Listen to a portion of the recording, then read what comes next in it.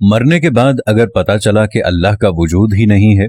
Harish Kumar physics में PhD के बाद भारत की एक अहम यूनिवर्सिटी में लेक्चरर पोस्ट हुआ। हिंदू धर्म से पहले ही मुतनफ़र था।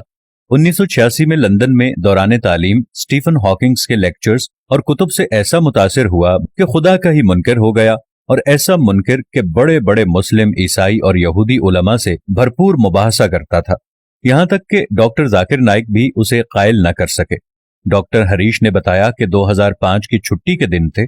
एक सुबह मुस्लिम सब्जी फरोश ने घर की बेल दी। हम गुज़श्ता 20 साल से सब्जी उसी से खरीद रहे थे। उस दिन मैंने उसे चाय की ऑफर की तो उसने कबूल कर ली। हस्बे मामूल खुदा या अल्लाह के वजूद पर उससे बहस शुरू कर दी। 30 मिनट की गुफ्तगू से मालूम हुआ कि वो सीधा साधा मुसलमान है जो 5 वक्त नमाज पढ़ता है। हाँ, वो सौदे में बहुत ही साफ गो और ईमानदार था।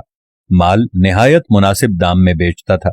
आखिर चलते हुए उसने एक ऐसी बात की जिसने मेरी जिंदगी बदल दी। कहने लगा, डॉक्टर जी, तुमने खुद बोला कि तकरीबन 6000 से 10,000 साल पहले, 10,000 साल से इंसानी तारीख में पैगंबरों की कहानियां चल रही हैं और सब के सब एक अल्लाह और जन्नत दोजख की बात करते, और साइंस मरने के बाद के हालात का जवाब दे ही नहीं सकती। और अब 2 ही इम्कानात हैं, अल्लाह का वजूद नहीं है या तो फिर अल्लाह का वजूद है।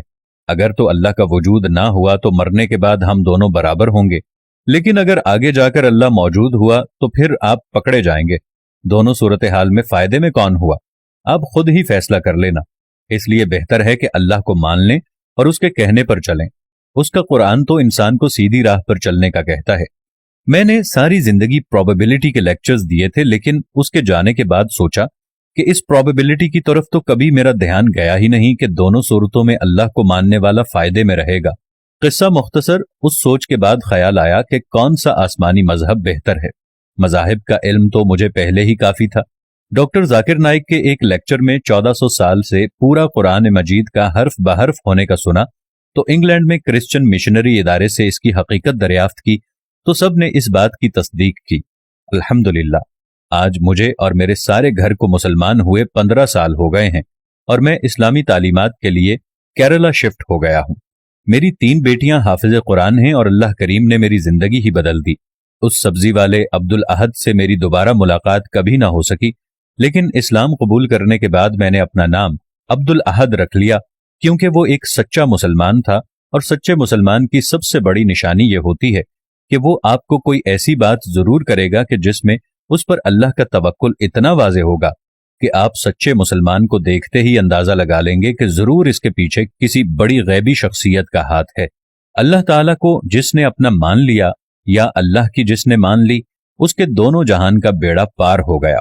जैसे उस गरीब अब्दुल अहद सब्जी वाले ने अपनी एक ही बात से बहुत बड़े प्रोफेसर टाइप के दुनिया के बड़े से बड़े बंदे को उसकी जिंदगी की हकीकत बता दी है। यही अल्लाह का सबसे बड़ा मौजज़ा है।